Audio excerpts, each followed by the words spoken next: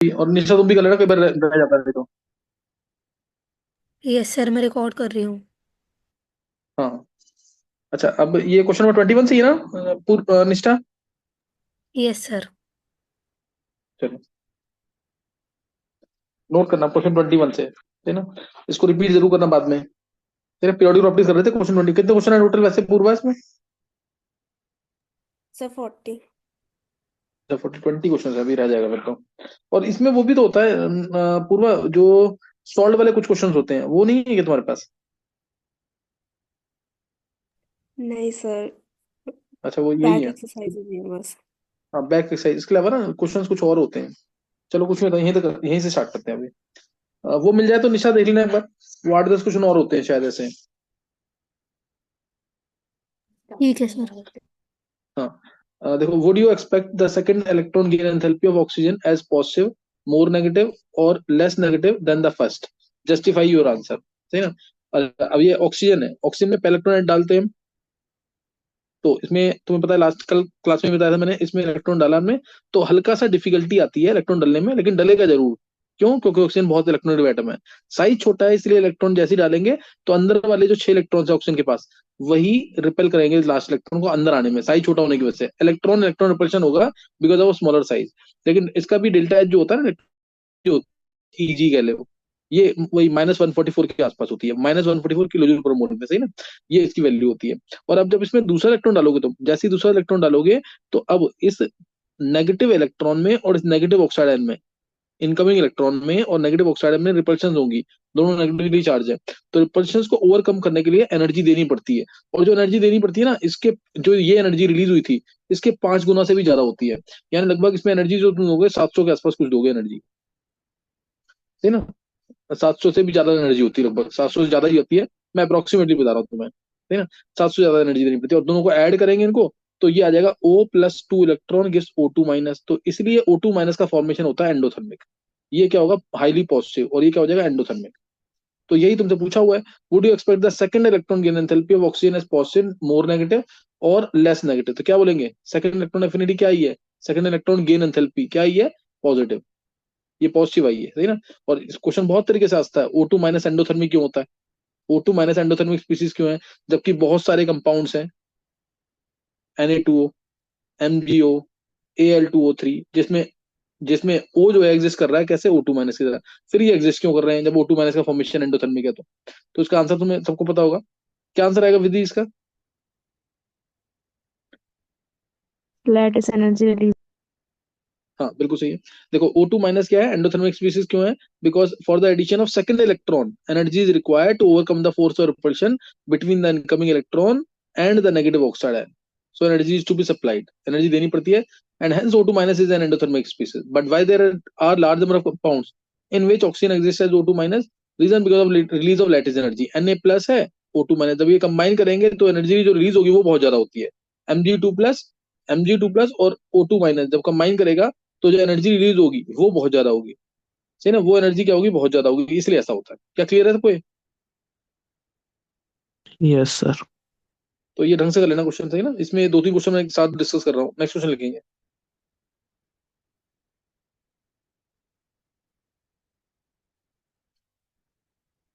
अब what is the basic difference बोला इसने, between the terms electron gain enthalpy and electron negativity. तो electron gain enthalpy और electron negativity में, अगर मैं बेसिक डिफरेंस की बात करूं, तो ऑक्सीजन है, जैसे ऑक्सीजन ने इलेक्ट्रॉन गेन किया, O- बन गया, O- बन गया, और डेल्टा एच आया नेगेटिव। F ने इलेक्ट्रॉन गेन किया, F- बन गया, डेल्टा एच आया नेगेटिव। वैल्यू तुमको बताइए, ऊपर -144, नीचे -328, -328। ऐसे क्लोरीन इलेक्ट्रॉन गेन किया, इलेक्ट्रॉन Cl नेगेटिव आ गया, एनर्जी रिलीज होगी -349। तो ये एनर्जी रिलीज हो जाएगी ऐसे। और इलेक्ट्रॉन, ये है इलेक्ट्रॉन एफिनिटी का कंसेप्ट, यानी ये आइसोलेटेड एटम की प्रॉपर्टी है। लेकिन अगर मैं इलेक्ट्रॉन नेगेटिविटी की बात करूं, जैसे HF है, तो F इस शेयर्ड पेयर ऑफ इलेक्ट्रॉन्स को अपनी तरफ खींचता है, इस शेयर्ड पेयर ऑफ इलेक्ट्रॉन्स को अपनी तरफ खींचता है। तो ये नेचुरल सी बात है, जब दो अलग अलग एटम होंगे, तो एक एटम के पास उस बॉन्ड के इलेक्ट्रॉन ज्यादा जाएंगे। तो ये इलेक्ट्रॉन नेगेटिविटी है। तो यही बेसिक डिफरेंस है इसके अंदर, कि इलेक्ट्रॉन एफिनिटी तो एक एनर्जी है, वैसे भी इलेक्ट्रॉन एफिनिटी एक एनर्जी है। एनर्जी रिलीज इन इलेक्ट्रॉन वोल्ट मान सकते हैं। लेकिन इलेक्ट्रॉन नेगेटिविटी जो है, ये जस्ट एक नंबर है ये इलेक्ट्रॉन रिलीज वगैरह नहीं है, ये एक जस्ट नंबर है, सही ना। तो ये कोई एनर्जी नहीं है, इट इज, और ना इसमें कोई एनर्जी रिलीज होगी ना कोई एनर्जी एब्जॉर्ब होगी। तो यही इसके अंदर लिखना बेसिक डिफरेंस में। इलेक्ट्रॉन अफिनिटी क्या है? Electron affinity electron gain enthalpy का energy release when an extra electron is added to the neutral gaseous atom. और इलेक्ट्रॉन एक्टिविटी क्या है? टेंडेंसी, ये एनर्जी नहीं है, tendency to attract shared pair of electron towards itself. बाकी point तुम लिख सकते हो, लेकिन बेसिक डिफरेंस यही है, मतलब कि ये एनर्जी रिलीज इन इलेक्ट्रॉन वोल्ट है इलेक्ट्रॉन एफिनिटी, लेकिन it is just a number, ये कोई एनर्जी रिलीज वगैरह नहीं है।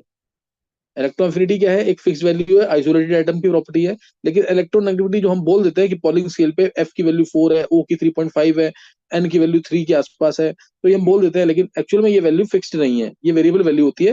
वो डिपेंड करेगा कौन सा एटम इसके साथ अटैच्ड है, क्या इसकी ऑक्सीडेशन स्टेट है, क्या इस एटम की हाइब्रिडेशन है, उस पर डिपेंड करेगा ये, ठीक है ना। तो ये ध्यान रखना, ये सारे पॉइंट्स भी रख सकते हैं, लेकिन बेसिक डिफरेंस बोला तो डेफिनेशन के थ्रू एक्सप्लेन करना है इसको। ये डेफिनेशन के थ्रू दे रखा है इसने ना। नेक्स्ट एग्जांपल, नेक्स्ट क्वेश्चन क्या है? हाउ वुड यू, हाँ ये अगला क्वेश्चन यही आ गया। How would you react to the statement that the electronegativity of nitrogen on Pauling scale is 3 in all the nitrogen compounds? तो अब ये तो स्टेटमेंट गलत ही हो गई सीधा। ये स्टेटमेंट क्या हो गई? गलत हो गई ना। मैंने भी बोला कि नाइट्रोजन की वैल्यू, एफ की वैल्यू कितनी है? 4 दे रखी है, ओ की वैल्यू कितनी है? 3.5 है, और एन की वैल्यू कितनी है? 3 के आसपास की है। ऐसे ही कार्बन की वैल्यू भी दे रखी है 2.5 के आसपास। इस तरह से चलती है वैल्यू, 0.5 से पहले पीरियड में कम होती रहती है, सेकंड पीरियड में कम होती रहती है वैल्यूज। तो ये जो दे रखी है वैल्यू, ये एग्जैक्ट वैल्यू नहीं है, ये वेरिएबल वैल्यू है। ये डिपेंड करेगा बहुत सारे फैक्टर्स पे। एक दो फैक्टर, जैसे अगर मैंने बोला कार्बन की इलेक्ट्रॉनिटी कह लो, CH4 के अंदर कार्बन की जो इलेक्ट्रॉनिटी वो डिफरेंट होगी, CO2 के अंदर डिफरेंट होगी कार्बन की, CO के अंदर इलेक्ट्रॉनिटी वैल्यू डिफरेंट होगी। की रीजन? क्योंकि ये दो अलग अलग, जैसे इसमें कार्बन की स्टेट क्या है? +4 है, इसमें कार्बन की स्टेट क्या है? +2 है। स्टेट भी देखेंगे, हाइब्रिडेशन भी देखेंगे। यहाँ पे कार्बन की हाइब्रिडेशन sp है, तो इधर कार्बन ज्यादा इलेक्ट्रॉनिटी होगा, क्योंकि एस करेक्टर ज्यादा है, एस करेक्टर ज्यादा है तो इलेक्ट्रॉनिटी ज्यादा है। इधर कार्बन की हाइब्रिडेशन sp3 है, तो एस करेक्टर इसके अंदर 25% है, न्यूक्लियस से थोड़ा दूर होगा, तो इलेक्ट्रॉनिटी इस वाले कार्बन की कम होगी। इस टाइप से बहुत सारे फैक्टर्स हैं डिफाइन करेंगे इलेक्ट्रोनेगेटिविटी को, जैसे ऑक्सीडेशन स्टेट डिफाइन करेगा, जैसे हाइब्रिडेशन डिफाइन करेगा। ये दो मेजर फैक्टर्स हैं डिफाइन करते हैं ना। ऑक्सीजन स्टेट में जैसे आयरन की +2 में इलेक्ट्रोनेगेटिविटी थोड़ी कम होगी, आयरन की +3 में ज्यादा होगी। कार्बन की, sp वाला कार्बन सबसे ज्यादा इलेक्ट्रोनेगेटिव होगा, फिर sp2 होगा, फिर sp3 होगा। इस टाइप से बहुत सारे फैक्टर डिफाइन करेंगे, तो ये फिक्स वैल्यू नहीं है, it is a variable value. तो पढ़ोगे तो समझ आ जाएगा अभी। नेक्स्ट क्या है?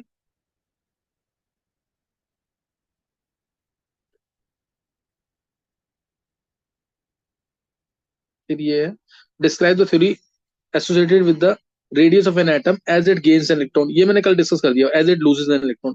अगर कोई एटम इलेक्ट्रॉन गेन करता है, जैसे कोई भी एग्जांपल लिया, एफ से एफ माइनस बन गया, एफ ने इलेक्ट्रॉन गेन किया, एफ माइनस बन गया, तो ये है 2 7, ये 2 7 है, और ये है 2 8। एफ माइनस, ये 2 8 और ये 2 7। तो ये इलेक्ट्रॉन गेन जब कर लेगा तो ये एफ माइनस बन गया। तो एफ माइनस बन गया, यहाँ पे मैंने तुम्हें कल बताया था यहाँ पे कि एफ माइनस बनते ही इफेक्टिव न्यूक्लियर चार्ज डिक्रीज कर जाएगा, क्योंकि इसमें कितने हैं? 9 प्रोटॉन 10 इलेक्ट्रॉन को खींच रहे हैं। प्रोटॉन कम है, तो यानी न्यूक्लियस न्यूक्लियस की पावर कम हो गई, तो इफेक्टिव न्यूक्लियर चार्ज कम हो गया। इफेक्टिव न्यूक्लियर चार्ज कम हो गया तो force of attraction between nucleus and valence electron वो कम हो जाएगा, और साइज क्या बढ़ जाएगा? क्या हो जाएगा? बढ़ जाएगा, साइज बढ़ जाएगा। ये 3 पॉइंट एक्सप्लेन करके आना है तुम्हें। और ऐसे ही अगर कोई एटम इलेक्ट्रॉन लूज करता है, जैसे सोडियम, सोडियम इलेक्ट्रॉन लूज किया, अगर सोडियम इलेक्ट्रॉन लूज कर रहा है तो ये 281 था और ये 2 8 हो गया। तो यहाँ तुम्हें दिख रहा है Na+ बनते ही, जैसे ही सोडियम इलेक्ट्रॉन लूज किया 2 8 ये बन गया। तो इसने जैसे ही इलेक्ट्रॉन लूज किया तो इससे बन गया कैटायन। अब इसके अंदर प्रोटॉन तो 11 के 11 ही है, लेकिन इलेक्ट्रॉन कितने हो गए? 10। इलेक्ट्रॉन 10 हो गए, तो 10 यानी न्यूक्लियस की पावर ज्यादा, न्यूक्लियस का पोटेंशियल ज्यादा, तो इसलिए Z effective effective nuclear charge will increase, force of attraction between nucleus and valence electron will increase, hence size will decrease. तो साइज डिक्रीज कर जाएगा। ये तो मैं कल मैंने एक्सप्लेन कर दिया था पूरा, तो इसी के थ्रू एक्सप्लेन करके आना तुम्हें। नेक्स्ट क्वेश्चन क्या है?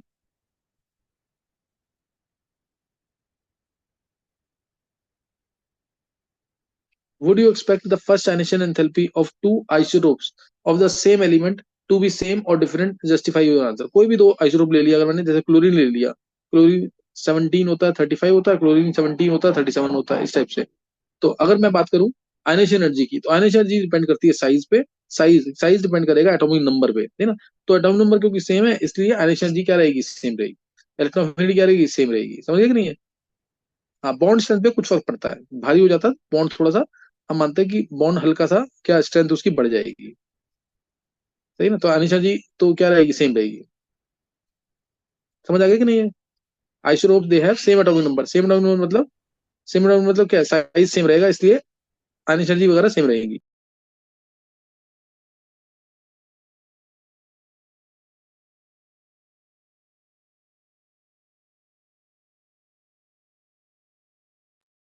दिखाओ next.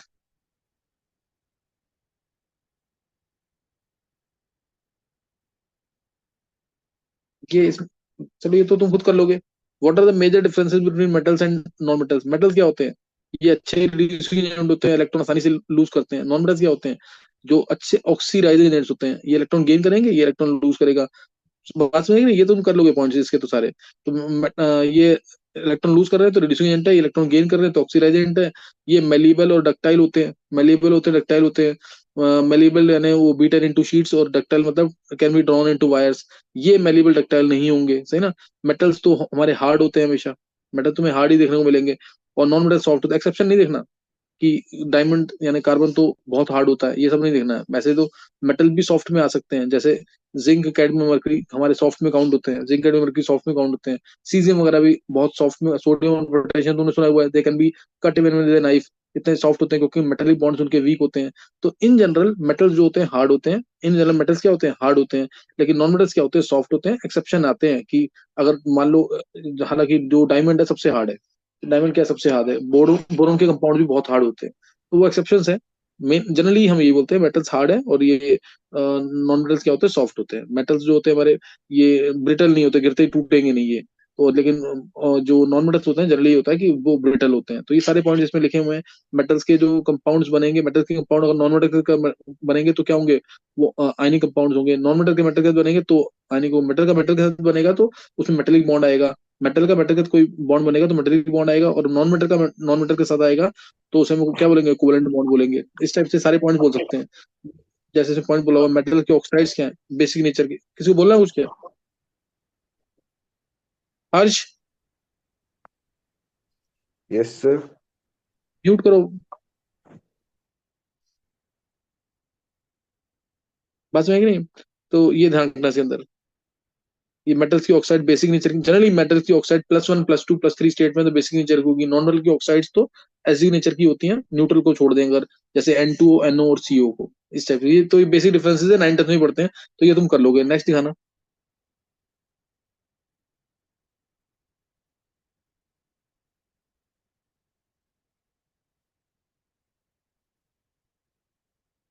Next question, identify an element, identify an element which है with 5 electrons in the outermost shell. 5 electron outermost subshell के अंदर, ध्यान रखना। आउटर मोस्ट इलेक्ट्रॉन, आउटर सब शेल के अंदर 5 इलेक्ट्रॉन हो, यानी जैसे आउटर सब शेल में 5 इलेक्ट्रॉन किसके अंदर होते हैं? चेक करो एग्जांपल्स। आउटर सब शेल में 5 इलेक्ट्रॉन्स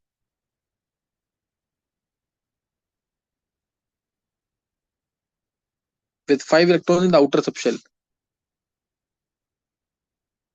कौन कौन से होंगे, बोलो एग्जांपल इनके।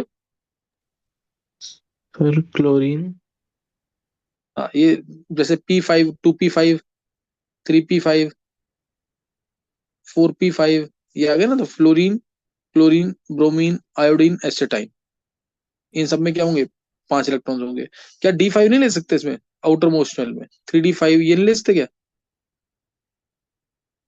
ये ले सकते हैं कि नहीं? बोलो 3D5, 4D5, 5D5।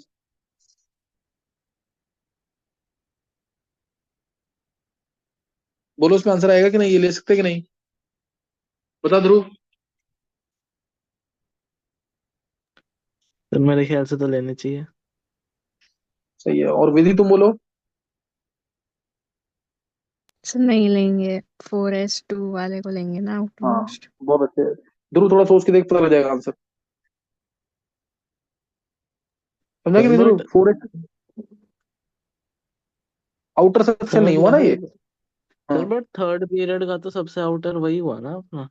थर्ड का इसमें थोड़ी थर्ड का आउटर हुआ। थर्ड तो आउटर तो फिर फोर्थ, फिफ्थ, सिक्स ये भी तो है उसके हायर, सही ना। आउटर सबशेल बोल रहा, आउटर सबशेल तो फोर्थ का नहीं हुआ ना। नहीं सर, पर n = 3 के लिए हमारा d ही तो होता है outermost subshell. N equal to हाँ तो जो मतलब मेरी बात सुन, 3D ध्रुव देख, सिंपल क्वेश्चन पूछ रहा तू ये। तो इसमें तू अगर तू लेगा भी आउटर सबसेल 3D5 तो 4s2 तो तेरे को लेना पड़ेगा ना। तो आउटर क्या हो गया, वो फोर्थ तो हो मैं गया ना। समझ गया। हाँ। अच्छा ठीक है sir, got it. Next, identify an element that would tend to lose 2 electron, जो 2 इलेक्ट्रॉन आसानी से लूज करे। 2 इलेक्ट्रॉन कौन, बहुत सिंपल सोचना है। Beryllium, magnesium, calcium, strontium, barium, ये सब क्या करेंगे, बहुत आसानी से 2 इलेक्ट्रॉन लूज कर देंगे। तो ये एल्काइल अर्थ मेटल्स आ जाएंगे। Third, identify an element that would tend to gain 2 electron. 2 electron gain कौन करेगा, oxygen, sulphur, selenium, tellurium, polonium. ये 2 बेसिक एग्जांपल देना। ये दोनों आसानी से गेन करेंगे। O2 माइनस आसानी से बनेगा, H2 माइनस आसानी से बनेगा। Next, identify the group having metal, non metal, metal, non metal, liquid as well as gas at the room temperature. बोलो ये इसमें क्या आएगा answer. Identify the group having metal, non metal, ये क्वेश्चन क्या बोल रहा है ये, कौन सा ग्रुप है जिसमें मेटल होगा, मेटल, नॉन मेटल। अच्छा अच्छा, ऐसे होगा ये, having metal liquid, non metal liquid, metal इन गैस फॉर्म, नॉन मेटल इन गैस फॉर्म। ये क्वेश्चन क्या बोल रहा है, देख ध्रुव समझ आ रहा है क्वेश्चन क्या बोल रहा है ये? फिर मेरे ख्याल सबके अलग अलग ग्रुप्स बताने हैं। सबके अलग होता है। मेटल का ग्रुप कोई भी मेटल ले तो लिथियम, सोडियम, पोटेशियम, ग्रुप 1 हो गया, ग्रुप 2 हो गया, ऐसे हम्म। है ना। तो ये इसी तरह से फिर नॉन मेटल का ग्रुप कौन सा आ जाएगा, कार्बन वाला नहीं, नाइट्रोजन वाला ले तो बी ग्रुप आ गया, ऑक्सीजन वाला भी आ गया। तो ये सारे ही आ जाएंगे। कोई भी मतलब कोई तुम्हें मेटल, नॉन मेटल बताना है, जैसे मैंने ले लिया नॉन मेटल में क्या कहते हैं, नाइट्रोजन, फास्फोरस, तो ये नॉन मेटल्स में आ गए, है ना, ये नॉन मेटल्स में आ जाएंगे। यस और सर। उसके नाइट्रोजन, आर्सेनिक, एंटीमनी तो मेटलॉइड में आ जाएंगे। ये दोनों एलिमेंट लेंगे और उनका ग्रुप बता देंगे, ग्रुप 15 है इनका। फिर लिक्विड, लिक्विड वाला, जैसे मेटल में लिक्विड हमारा मरकरी आता है, 12वां ग्रुप होता है, 12th ग्रुप है। और उसके बाद ब्रोमीन आ गया, उसका 17 ग्रुप होता है। तो ये दो देखते हैं बेसिक एग्जांपल, दोनों मेटल लिक्विड फॉर्म में। और गैस, गैस तो fluorine, chlorine, bromine, iodine, astatine, F2Cl2Br2 iodine, ये आ गया।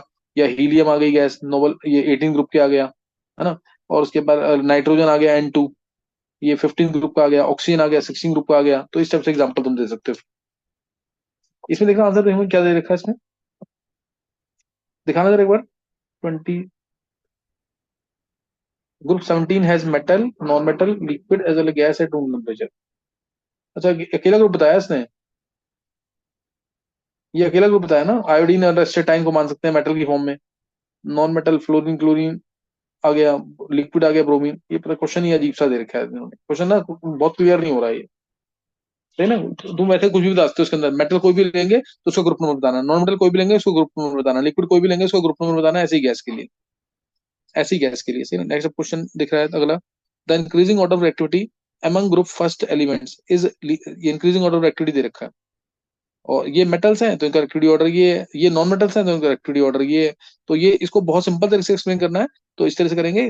मेटल्स हैं क्योंकि मेटल्स तो इलेक्ट्रॉन लूज करते हैं, इसलिए जो जल्दी लूज करेगा वो अच्छा, जो ज्यादा रिएक्टिव होगा। तो इधर सीजियम सबसे जल्दी लूज करेगा इलेक्ट्रॉन। सीजियम की टेंडेंसी लूज करने की ज्यादा ज्यादा अच्छी है क्योंकि इसकी आयन एनर्जी कम है। आयन एनर्जी के बेसिस पे इसको एक्सप्लेन कर सकते हैं, सही ना। आयन एनर्जी के बेसिस पे इसको एक्सप्लेन कर सकते हैं कि सीजियम का जो आयन एनर्जी है, साइज बड़ा होने की वजह से सबसे कम है, इसलिए इलेक्ट्रॉन लूज करने की टेंडेंसी ज्यादा है। तो रिड्यूसिंग कैरेक्टर इसका अच्छा होगा इसका, सही। वैसे तो तुम्हें पता है पूरे पीरियोडिक में लिथियम सबसे स्ट्रॉन्ग रिड्यूसिंग एजेंट है, सबसे स्ट्रॉन्ग है रिड्यूसिंग एजेंट, क्योंकि हाइड्रेशन एनर्जी ज्यादा रिलीज करता है साइज छोटा होने की वजह से। लेकिन इन जनरल रेक्टिविटी ऑर्डर ये है, इन जनरल रेक्टिविटी ऑर्डर ये है, आयन एनर्जी सीजियम की कम, आयन एनर्जी कम, तो इसलिए इलेक्ट्रॉन आसानी से लूज करेगा, है ना। इसमें तो सारे फैक्टर चेक करेंगे, hydration energy, ion energy, sublimation energy, सब चेक करने के बाद हम बताते हैं कि लिथियम स्ट्रॉन्गेस्ट रिड्यूसिंग एजेंट है। तो इसमें आयन एनर्जी को एक्सप्लेन कर देना। और ये अगर नॉन मेटल्स हैं तो इसमें इलेक्ट्रॉन गेन एंथैल्पी को मेजरली एक्सप्लेन करेंगे इसके अंदर। कि वैसे तो अगर तुम इलेक्ट्रॉन गेन एंथैल्पी सिर्फ फैक्टर लोगे तो इस केस में भी आंसर उल्टा हो जाएगा। क्लोरीन की इलेक्ट्रॉन एफिनिटी ज्यादा है, फिर फ्लोरीन की, फिर ब्रोमीन की, फिर आयोडीन की। अगर सिर्फ इलेक्ट्रॉन एफिनिटी में फैक्टर लूंगा then order should be this, reactivity order should be this. लेकिन एक्चुअल में रिएक्टिविटी ऑर्डर ये है क्योंकि इसके अलावा बाकी फैक्टर्स भी कंसिडर करते हैं, जैसे बॉन्ड स्ट्रेंथ। अगर मैं बॉन्ड स्ट्रेंथ कहूँ हेलोजेंस की, बताओ विधि क्या आंसर है बॉन्ड स्ट्रेंथ का इसका, चारों का, sir C bond L strength का। Two F two B R two I two. गलत बोल गए, Cl2Br2F2I2, याद आया, बहुत ही इंपॉर्टेंट हाँ क्वेश्चन एफ है। थर्ड है। हाँ Cl2Br2F2I2 ये बॉन्ड स्ट्रेंथ का ऑर्डर है ना, बॉन्ड स्ट्रेंथ का ऑर्डर ये है। इलेक्ट्रोनेगेटिविटी का ऑर्डर FClBr है, FClBr है। और एफिनिटी का ऑर्डर ये है। तो मैक्सिमम मैक्सिमम केसेस में फ्लोरीन सबसे आगे जा रहा है, इसलिए रिएक्टिविटी ऑर्डर ये दिया गया है। सही ना, इसलिए रिएक्टिविटी ऑर्डर ये दिया गया है। नॉन मेटल्स के केस में इलेक्ट्रॉन एक्सेप्ट करने की टेंडेंसी देखेंगे, मेटल्स के केस में इलेक्ट्रॉन डोनेट करने की टेंडेंसी देखेंगे। तो उसके बेसिस पे रिएक्टिविटी डिसाइड कर सकते हैं। नेक्स्ट क्वेश्चन दिखा।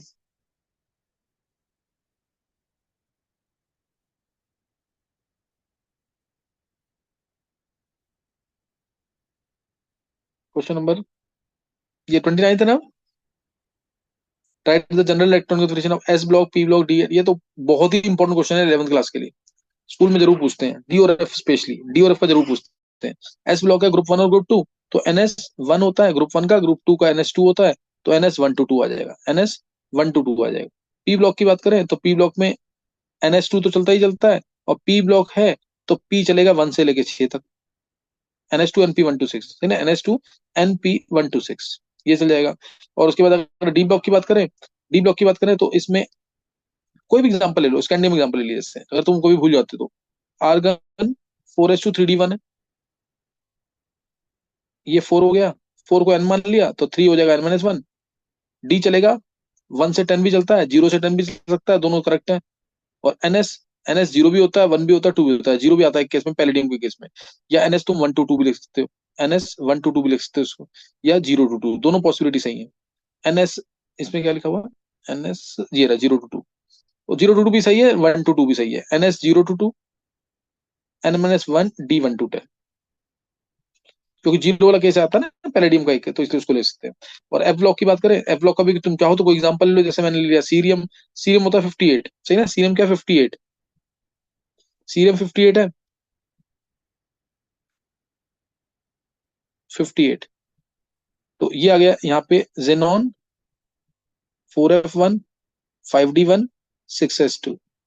तो यहाँ पे एफ ब्लॉक है, एफ में इलेक्ट्रॉन जाएंगे सारे, तो 4 को अगर n-2 मानोगे तो 5 होगा n-1 और 6 होगा n। तो n-2 F1 to 14 जाता है, n-1 D जाता है 0 to 1, और NS जाता है 2, NS2 जाता है। एक्सेप्शनल केस में, एक्सेप्शनल केस सोचते हैं कि इसमें डी हमारा 2 भी आता है कई केस में, और यहाँ पे तो चेंज आता ही है, यहाँ पे भी चेंज आ सकता है। तो इसलिए इसमें आंसर दे रखा है n-2 F1 to 14, n-1 D गलत लिखा हुआ है, 0 to 1 आएगा ये, 0 to 1 n-1 D 0 to 1 NS2, ये आंसर आ जाएगा, ठीक है ना। तो ये तो जरूर करना है डी और एफ की, स्पेशली ये जरूर पूछते हैं पेपर के अंदर। नेक्स्ट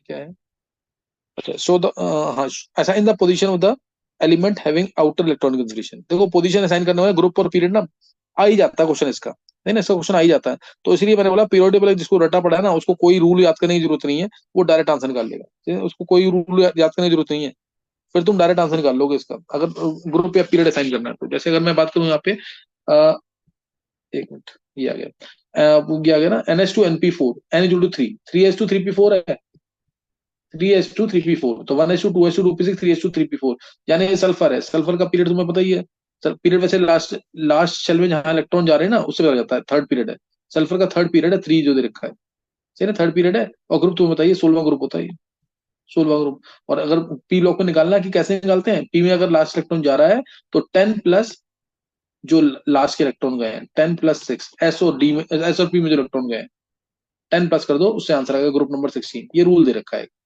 ये रूल दे रखा है, सही ना, नहीं तो डायरेक्ट भी निकल जाता है। अब उसके अगला है n-1 D2 NS2, n-1 D2 NS2, और n की वैल्यू 4 डालनी है, 4 डालनी है, तो ये 3d2 हो गया, 4s2 हो गया, 4s2 3d2। तो 4s2 3d2 का मतलब क्या है, 4s2 3d2, इसका मतलब ये क्या हो गया, टाइटेनियम, ये टाइटेनियम हो गया। तो टाइटेनियम का ग्रुप नंबर बताना है इसमें, टाइटेनियम का ग्रुप नंबर बताना है। अब डी में जा रहा है, डी में जा रहा है तो ये ब्लॉक तो इसका डी ब्लॉक हो गया। अब ग्रुप ऑफ पीरियड बताना है, ग्रुप और पीरियड, तो पीरियड इसका हमारा कौन सा पीरियड है, फोर्थ पीरियड, लास्ट पीरियड ये ना, लास्ट सेल जो जा रहा है, फोर्थ पीरियड है ये, फोर्थ पीरियड है। और जो उसका ग्रुप नंबर निकालना है, ग्रुप नंबर डायरेक्ट मिल जाएगा इससे, ग्रुप नंबर जो एस और डी के इलेक्ट्रॉन्स है 2 + 2 डायरेक्ट ऐड करो, फोर्थ आ गया, फोर्थ आ जाएगा इसका ग्रुप, फोर्थ ग्रुप, और ये वाला पीरियड आ जाएगा। लास्ट क्वेश्चन जो है डी ब्लॉक में ऐसे निकाल लेते हैं। फिर लास्ट जो है n-2 F है 7, n माइनस टू F7, और n की वैल्यू 6 पुट करनी है, n की वैल्यू 6 पुट करनी है, तो 4F7 है, 5D1 है, 6S2 है, 6S2। तो ये तो सीधा एफ ब्लॉक का आ गया, एफ ब्लॉक का आ गया, तो ये तो इसको अलग ही रखा 1 में। एफ ब्लॉक का तो ग्रुप तो सबको रटा होगा, ग्रुप होता है 3 इसका, है ना, ग्रुप 3 के जस्ट बाद आता है ये। लेंथनम ले लो चाहे तुम एक्टिनम ले लो, है ना, वो ग्रुप 3 के है ना, वो ग्रुप 3 के हैं, तो इसलिए एफ ब्लॉक का ग्रुप 3 ही माना गया है, एफ ब्लॉक का ग्रुप 3 है। पीरियड उसके आगे हम निकाल सकते हैं इसका, तो पीरियड कौन सा आ जाएगा इसका, पीरियड चेक करो कौन सा आएगा ये। 6 पीरियड और 7 पीरियड के होते हैं, 6 पीरियड और 7 पीरियड के। तो ये है हमारा है 4F7 5D1, 4F है ना, 4F है तो लेंथेनॉइड है तो 6 पीरियड होगा, 6 पीरियड और थर्ड ग्रुप, 6 पीरियड और थर्ड ग्रुप। तो लेंथेनॉइड का 6 पीरियड थर्ड ग्रुप होता है हमेशा, और जो एक्टिनॉइड्स है, एक्टिनॉइड्स है उनका 7th पीरियड और थर्ड ग्रुप है। नेक्स्ट है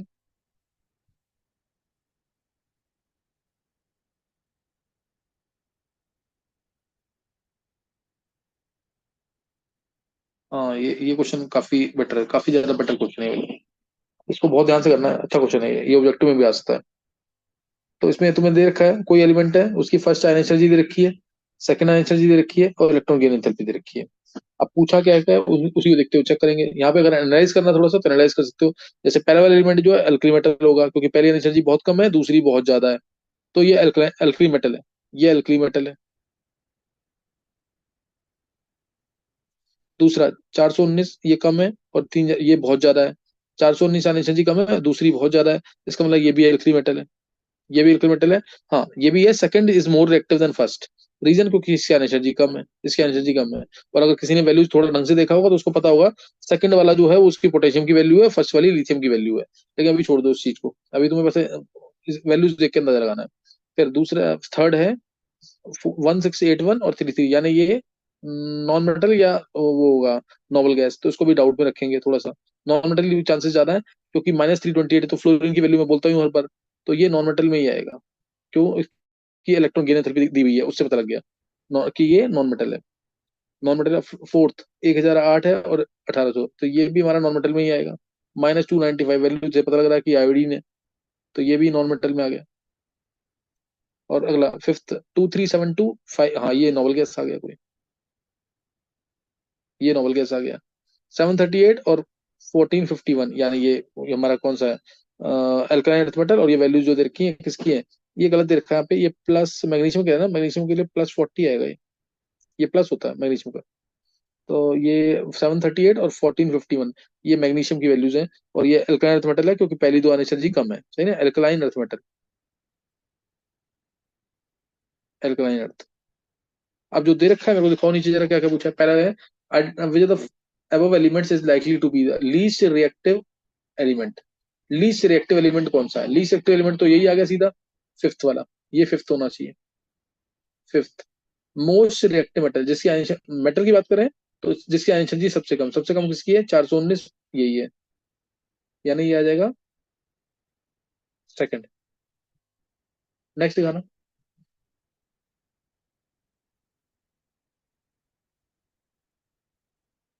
अब ये पता कैसे लगेगा, most reactive non metal, most reactive metal कौन सा वाला था, जिसकी वैल्यू -328 थी। नॉन मेटल देखना है तो मैं इलेक्ट्रॉन गेन एंथैल्पी चेक करना, जिसकी इलेक्ट्रॉन गेन करने की टेंडेंसी सबसे ज्यादा, तो फ्लोरीन की -28 थी ना, एफ आएगा -328 वाला। तो इलेक्ट्रॉन गेन एंथैल्पी देखना, ध्यान रखना। Least active non metal, non metal की बात कर रहे हैं, तो यानी इलेक्ट्रॉन गेन एंथैल्पी देखनी जिसकी इलेक्ट्रॉन गेन करने की टेंडेंसी तो हो लेकिन कम हो। फ्लोरीन से कम किसकी थी, -295 आयोडीन की थी, तो आई आ जाएगा उसमें -295 वाला। Next the metal which can form A stable binary halide of the formula MX2। Binary halide कौन बनाएगा, जैसे MgCl2, BaCl2, ये तो जिसकी पहली दो एनर्जी कम हो, वो लास्ट वाला एलिमेंट था। 738 और 1400 के आसपास दे रखा था मैग्नीशियम का। तो ये कौन सा है नंबर, मेरे को याद नहीं है इसका, 6 था क्या नंबर इसका, एक बार चेक कर लेना, शायद मैग्नीशियम होगा, मैंने तुम्हें बता दिया ऊपर। The metal which can form a predominantly stable covalent halide, covalent halide बनाए of the formula MX, MX type का, यानी एक इलेक्ट्रॉन लूज कर सके। MX है ना, M+X-, यानी और कोवेलेंट होना चाहिए।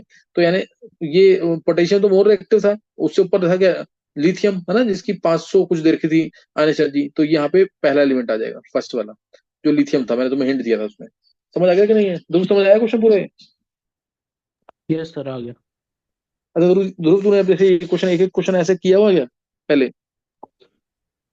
सर 11th में करा था। अच्छा अभी जैसे मैं तेरे को कर रहा था तो कुछ ध्यान आ रहा था कि तूने इसी टाइप से किया हुआ था ऐसे ही? हाँ सर, लास्ट टाइम भी वो जो आपने क्वेश्चन पूछा था उसमें गलती हुई थी। लास्ट में कौन से?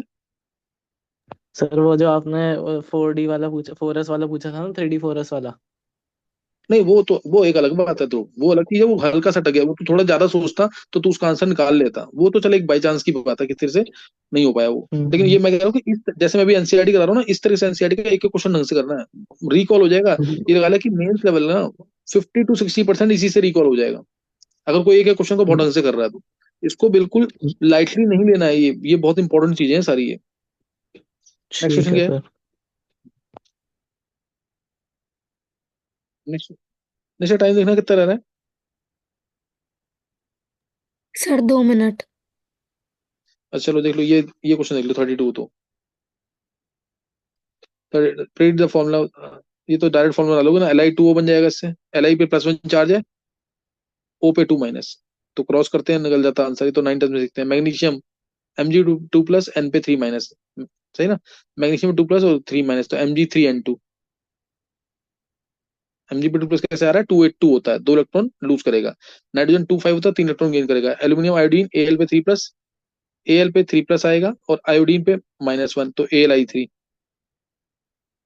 सिलिकन सिलिकन पे +4, ऑक्सीजन पे -2, तो Si2O4 कहते हो, SiO2। फॉस्फोरस एंड फ्लोरीन, हाँ यहाँ पे थोड़ा सा दिक्कत है। फॉस्फोरस क्योंकि 285, यानी ये 3 प्लस भी होता है, 5 प्लस भी होता है, 5 प्लस भी मान लो, वो तुम्हारे लिए इजी रहेगा थोड़ा सा, F-, तो ये आ जाएगा PF5।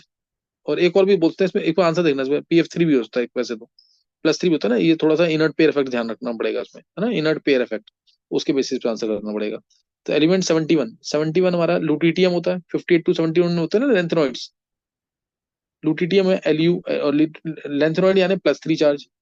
लेंथेनॉइड की सिविल स्टेट +3 है सबकी, और फ्लोरीन पे -1, तो LuF3 आना चाहिए, LuF3। LuF3 एक बार बस इसका आंसर देखना, ई का क्या आंसर दे रखा है इन्होंने, दोनों होने चाहिए वैसे। हाँ ये दोनों ही दे रखे हैं, PF3 और PF5, और लुटिडियम का भी LuF3 सही है। नेक्स्ट दिखाना क्वेश्चन क्या है।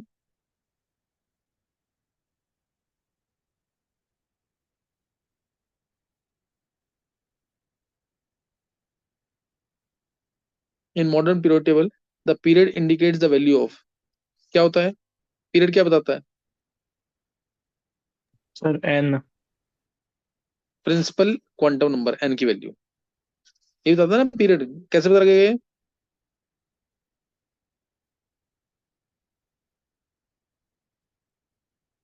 Period indicates the value of,